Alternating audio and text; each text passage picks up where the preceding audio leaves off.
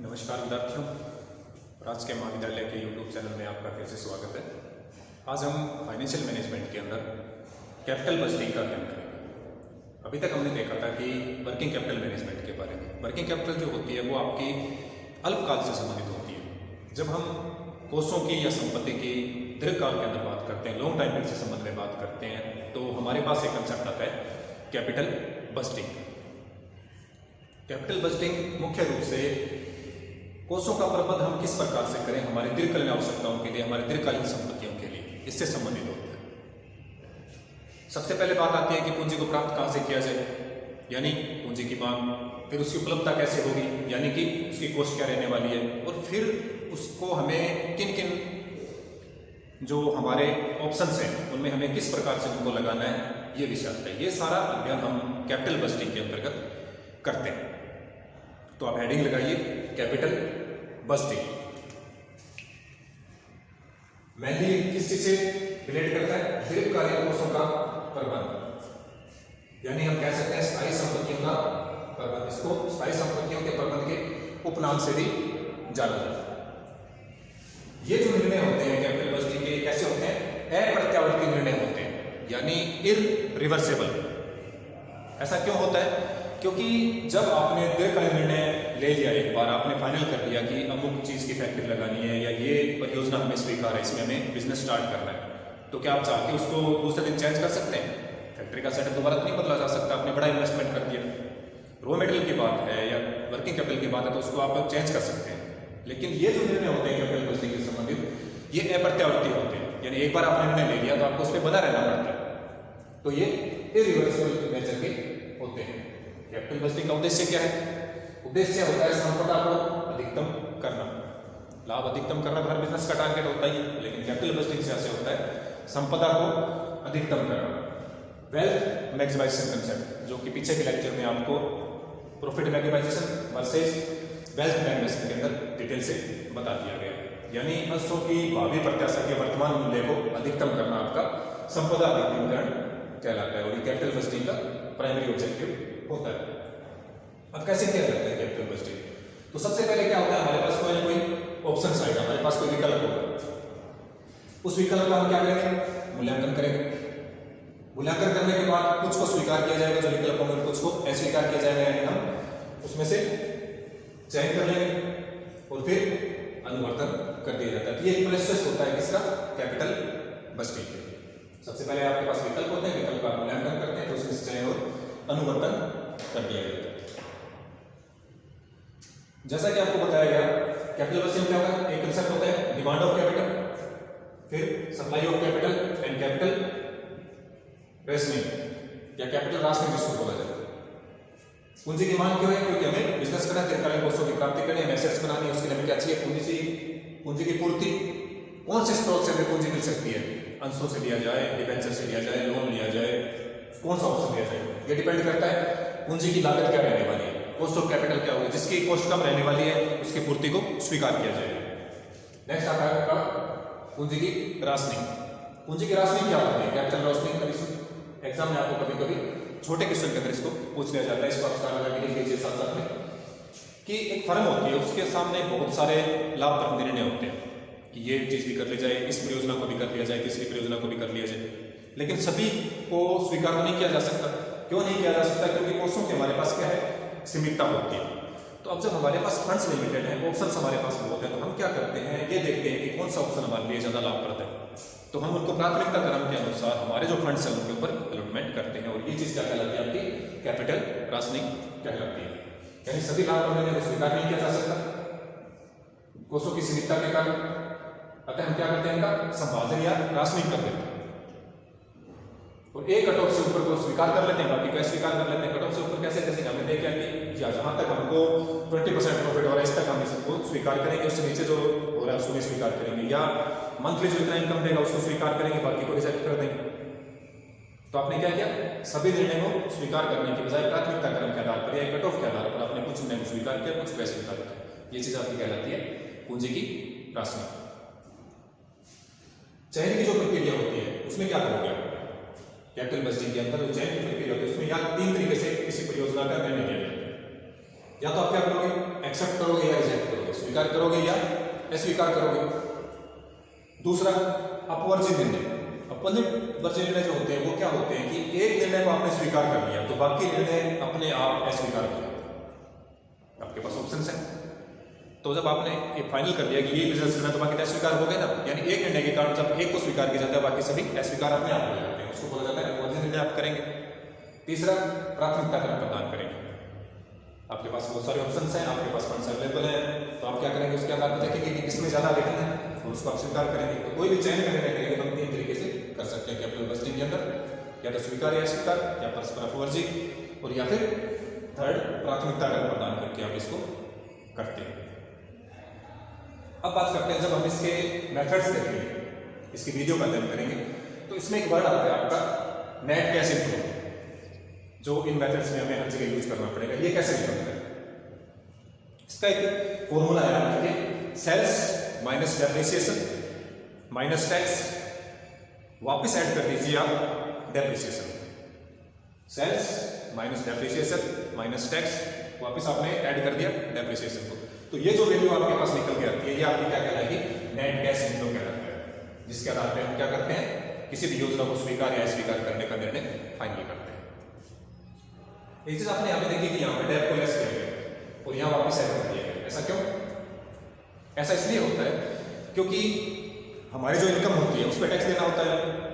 तो डेप्रिसिएशन, अगर हम डेप्रिसिएशन एक तरह से हमारा क्या है, खर्चा है, लेकिन चूंकि हम उसको कैश के अंदर नहीं देते हैं तो इसको कहीं भी हम खर्चे के अंदर नहीं दिखाएंगे, तो ये हमारी इनकम बड़ी विषय होगी, और एक तरह से है क्या, हमारा खर्चा तो है। तो अगर हम हमारी जो इनकम है उसमें से डेप्रिसिएशन लेस करेंगे तो जो हमारी टैक्सेबल इनकम होगी वो कम होगी, तो टैक्स क्या देना पड़ेगा? कम देना पड़ेगा। तो एक बार जब टैक्स लगाया जाता है उसके लिए इसको डेप्रिसिएशन को लेस कर दिया जाता है ताकि टैक्स हमें कम देना पड़े, और वापस इसको ऐड कर दिया जाता है ताकि हम परियोजना का सही मूल्यांकन कर सके। तो नेट कैश इनफ्लो निकालने का तरीका क्या हुआ आपके पास? Sales minus depreciation minus tax plus depreciation. अब आप डेप्रिसिएशन चार्ज कैसे करेंगे? अगर सवाल के अंदर आपको विधि दे रखी है डेप्रिसिएशन की, जो अलग अलग मेथड्स होते हैं, तो आप उसके हिसाब से चार्ज कीजिए। अगर कुछ भी नहीं दे रखा है तो आपको fixed rate of depreciation charge करना होता है, स्थायी किस्त पद्धति के आधार पे मान के करना। तो जो भी रेट दे रखी है उसी के आधार पे आप सब साल के ऊपर उसको अप्लाई करोगे। मोस्टली सवाल के अंदर आपको रेट इसके बारे में, मेथड्स के बारे में नहीं शो होता है, तो आप कौन सी विधि यूज करेंगे डेप्रिसिएशन के लिए? स्थायी किस्त पद्धति को इस्तेमाल करेंगे। अगर ये चीज नहीं दे रखी है आपको सेल्स, तो आप कैसे निकालेंगे नेट कैश इनफ्लो?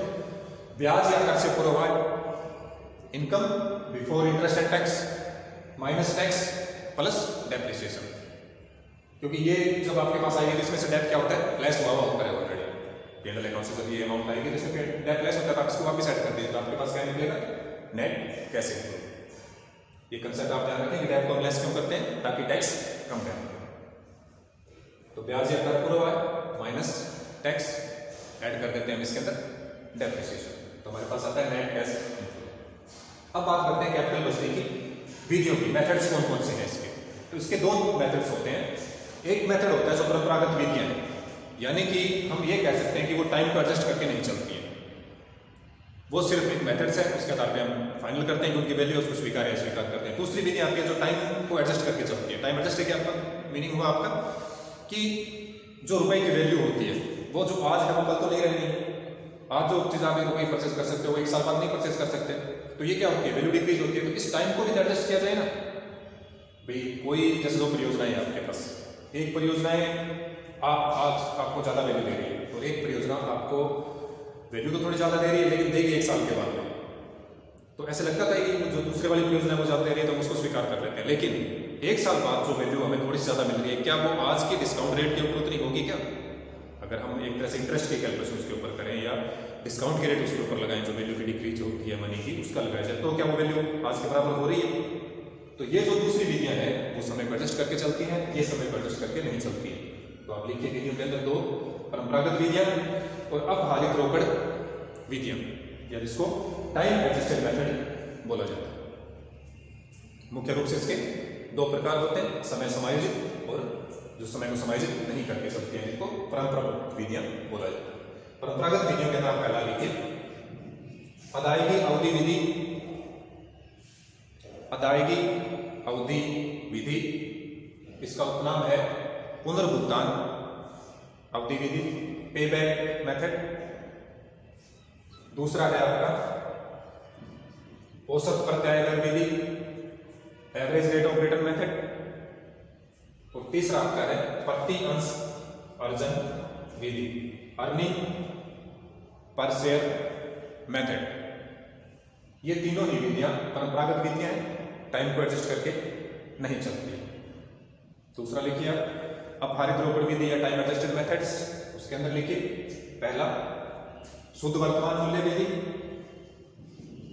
दूसरा लिखिए लाभदायकता सूचकांक विधि, और तीसरा लिखिए आंतरिक दर विधि, इंटरनल रेट ऑफ रिटर्न। हालांकि इनमें कुछ किताबों में आपको 2-3 विधियां और भी दिखी मिले, लेकिन जो मोस्टली एग्जाम के पॉइंट ऑफ व्यू दृष्टि से जो है वो ये मेथड्स ही होते हैं, और ज्यादातर सवाल आने के चांसेस इन्हीं में से होते हैं। जैसा कि पहली विधि आपको देखते हैं लाइव विधि, तो ये क्या करती है, जो हमने इन्वेस्टमेंट किया वो कितने टाइम में हमें वापस मिल जाएगा, इस चीज के ऊपर ये फोकस करती है। उसकी वैल्यू क्या रहेगी, इस चीज के ऊपर ये ध्यान नहीं देती है। इसका टारगेट ये रहता है कि जो हमने परियोजना के अंदर जो लागत लगाई है या जो इन्वेस्टमेंट किया है, निवेश किया है, वो कितने समय के अंदर हमें मिल जाएगा, और जिस परियोजना का समय काल कम होगा उसको स्वीकार कर दिया जाएगा। सपोज दैट आपको जैसे दे रखा है कि आपकी परियोजना की लागत है 20,000 रुपये, ठीक है, और पर ईयर आपको उससे 5,000 रुपये मिलने वाले हैं, तो आप सीधा से निकालेंगे कि कितने टाइम में कवर हो जाएगी। और ये एक दूसरी योजना है, उसका भी 20,000 मान लो 21,000 है उसकी कॉस्ट, और उसका टाइम पीरियड है 7 साल, मतलब उससे 3,000 रुपये आपको मिल रहे हैं पर ईयर, तो आप इसे 3,000 से डिवाइड करेंगे 7 ईयर, तो किसके दायरे में होगी, ज्यादा जल्दी है पहली परियोजना की, तो आप उसको क्या करेंगे, स्वीकार करेंगे। उसको बोला जाता है अदायगी अवधि विधि या पे बैक मेथड कहा जाता है। इसके अंदर 2 तरीके हो सकते हैं आपके सामने। पहला तो ये कि जो आपको कैश इनफ्लो आपका जो हो रहा है वो क्या है, फिक्स है, प्रतिवर्ष फिक्स है, तब तो कोई दिक्कत नहीं है। जितनी आपकी परियोजना की लागत है और जितना आपका हर साल मिलता है उसे डिवाइड कर दीजिए, तो आपके पास क्या जाएगा, पेबैक पीरियड आ जाएगा, कितने साल में आपकी परियोजना कवर होने वाली है। लेकिन कभी कभी क्या होता है कि जो आपको प्रत्याय मिल रही है वो फिक्स नहीं होती है, या पूर्ण वर्षों में कवर नहीं हो रही है। जैसे सपोज दैट 21,000 है और आपको हर बार 5,000 मिल रहे हैं, तो 4 साल में जैसे बात करें तो 20,000 तो कवर हो गए, लेकिन जो 1,000 रुपये बच गया ये 5वें साल मिलेगा ना आपको, तो 5वें साल की पूरी वैल्यू क्या है, 5,000। तो अब इसको कैसे डिवाइड किया जाए, तो इसको पूरे साल में एक जैसा हुआ मान लिया जाता है और उसके आधार पर डिवाइड करके इसमें बांट लिया जाता है। हम 1,000 से पूरे साल में 5,000 मिलेगा, तो मंथली के हिसाब से इसमें ले लिया जाता है, अपने टाइम पीरियड के अंदर मार के 4 साल में उसको ऐड कर दिया जाता है। इन साल का 5वां हिस्सा 5,000 का ये मंथली है, और 12 महीने का मंथली आप करेंगे, तो जो मंथ आएंगे वो आप 4 साल में ऐड करते हैं। तो ये आपका था अदायगी अवधि विधि। दूसरा आपको देख रहे हैं औसत प्रत्याय दर विधि, एवरेज रेट ऑफ रिटर्न। इसके अंदर क्या होता है कि जो आपने इन्वेस्टमेंट किया उसमें आपको एवरेज इन्वेस्टमेंट लेके चलना पड़ता है। एवरेज इन्वेस्टमेंट कैसे निकलेगा, आपको जो इन्वेस्टमेंट दिया होता है प्लस जो सर्विस वैल्यू होती है उसको ऐड करके आप उसका 1/2 करते हैं, और जो आपके इन्वेस्टमेंट है परियोजना का उससे डिवाइड करते हैं, तो आपके पास एवरेज रेट ऑफ रिटर्न विधि निकल कर आ जाती है। बाकी की विधियों का हम नेक्स्ट लेक्चर के अंदर अध्ययन करेंगे। आज के लिए इतना ही। Thank you, have a nice day.